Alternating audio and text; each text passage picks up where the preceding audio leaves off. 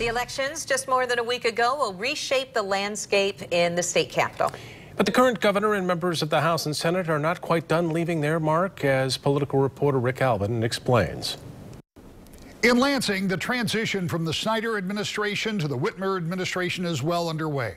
Many people are looking towards the agenda for 2019. But before we get there, something else happens in Lansing. It's called lame duck. It happens during these 4 weeks, 3 in December, 1 in November, where the current legislature and the current governor will make decisions about things that can impact your life. The leader of the Democrats in the Senate is Senator Jim Ananich from Flint.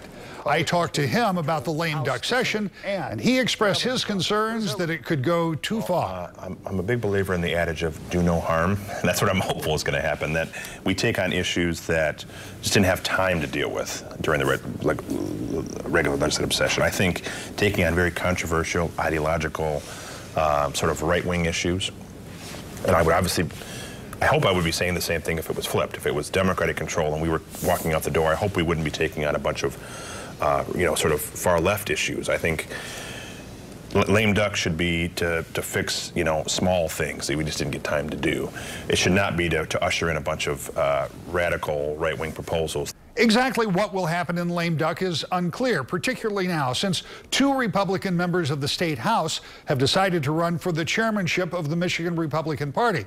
That could have an impact on the amount and kind of legislation they're willing to take up, but for now, no one really knows. It's something we'll keep watching.